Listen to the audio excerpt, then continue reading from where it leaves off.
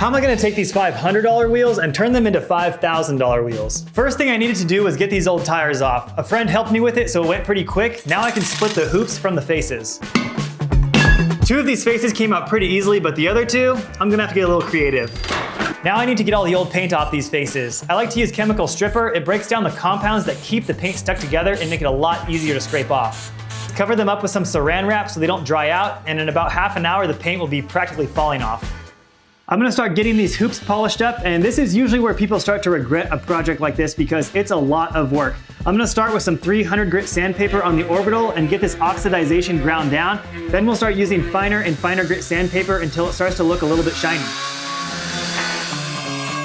I've got the barrels all cleaned up and I'm gonna paint them the same color as the faces. I figured it'd be a cool way to protect the aluminum, but also get a little bit of experience on the spray gun before I paint the faces. This is 8:1 acrylic enamel and I'm gonna add a little bit of reducer, so let's see how it all sprays out. The wheels were pretty rough, so I sanded them down with some 600 grit. Now I'm gonna start masking them off so I can just paint the inside of the spokes. I wanna keep that original look because I thought it was pretty cool. I finally have all the lips sanded down to 2000 grit, and now comes the most satisfying part, that's using the liquid polish, and you'll quickly start to see all of your hard work finally come to fruition. These things will get really shiny, and then we can start bolting them back together. The faces are nice and dry now. I'm gonna hit them again with some 600 grit just to make sure these lines are all nice and straight. Then we're gonna use a little bit of that liquid polisher to get them kind of shiny. I don't want them as shiny as the lips so that they have a little bit of contrast, you know, just medium shiny.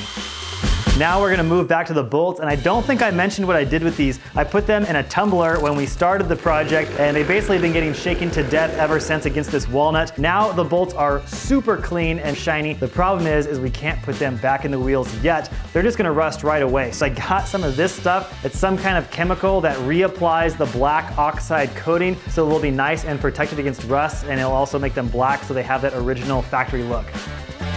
I decided the washers weren't quite shiny enough, so I polished all 64 of them by hand, and then I assembled the wheels. They're looking really good, so let's go put some tires on them and then we'll mount them on the car.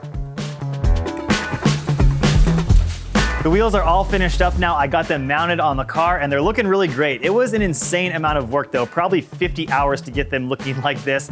I ended up putting some 15mm spacers on all four corners to get them looking a little more aggressive, and I don't quite like them as much as the old Ryals, but those wheels aren't going anywhere. As for the center caps, I ordered some brand new stickers for them about a month ago and they're still not here, so I'm just gonna run the old ones, and I'm sure you're all wondering now, are they actually worth $5,000?